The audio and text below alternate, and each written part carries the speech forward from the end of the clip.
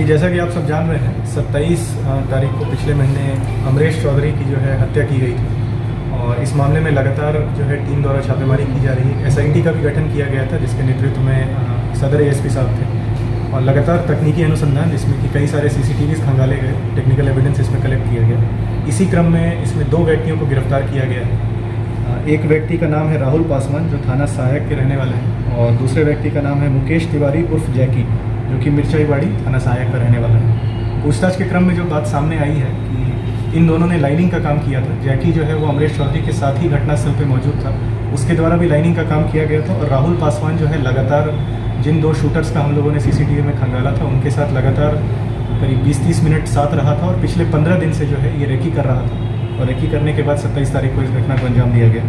पूछताछ में यह भी मामला सामने आया है कि इसमें राहुल पासवान जो है उसको लगभग 50,000 रुपये का डील किया गया था और जो शूटर्स थे उन पे 5 लाख उनको दिया गया था इस घटना को अंजाम देने के लिए। और जो मुख्य इसमें कारण समझ आया है, जो पूछताछ में क्लियर हुआ है कि एक ज़मीन का मामला था जो कि आपका मुफस्सिल थाना अंतर्गत वो ज़मीन था, उसी को लेके जो है जो मृतक हैं उनके द्वारा अवैध रूप से उस ज़मीन को कब्जा किया गया था और वो ज़मीन के जो एक्चुअल ओनर थे उनके बीच और मृतक के बीच कुछ विवाद चल रहा था पूर्व से, उसी को लेके जो है इस घटना को अंजाम दिया गया है। शूटर का भी नाम सामने आ गया है, लगातार उसके घर रेड छापेमारी की जा रही है, जल्द ही उनको भी गिरफ्तार कर लिया जाएगा। और जो मुख्य सरगना है इस केस का उसका भी नाम सामने आया है, वो भी वहाँ का एक लोकल प्रॉपर्टी डीलर है जिसके साथ कि मृतक का विवाद चल रहा था, उसका भी नाम सामने आ गया है, उनकी भी गिरफ्तारी जल्द होगी। सर, कुल कितने लोगों को आरोपी बनाया गया इस मामले में और कितने लोग थे घटनास्थल?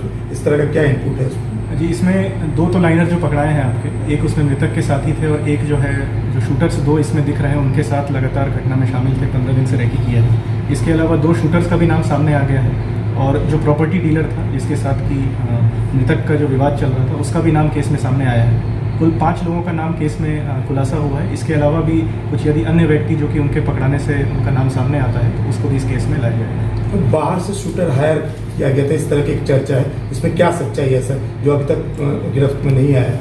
जी, जो शूटर है वो लोकल ही रहने वाला है। जैसा कि पूछताछ में क्लियर हुआ है, टेक्निकल एविडेंस से भी क्लियर हुआ है कि राहुल पासवान जो कि पकड़ाया है, रेकी कर रहा था, उसकी और जो शूटर है दोनों एक ही जगह के रहने वाले हैं। दोनों के बीच लगातार बातचीत पाई गई है। साथ ही साथ जो प्रॉपर्टी डीलर है जिसके द्वारा कि इस घटना को अंजाम देने की पूरी जो है षड्यंत्र रची गई थी, उनकी भी जो है कॉल डिटेल्स में हम लोग को राहुल पासवान और जो शूटर है जो लोकल एरिया का रहने वाला है उन दोनों के साथ बातचीत के सबूत मिले हैं। इसी टेक्निकल एविडेंस के आधार पर हम लोग शूटर तक भी पहुँचे हैं और साथ ही साथ जो आपके मुख्य सरगना है उन तक भी पहुँचे हैं।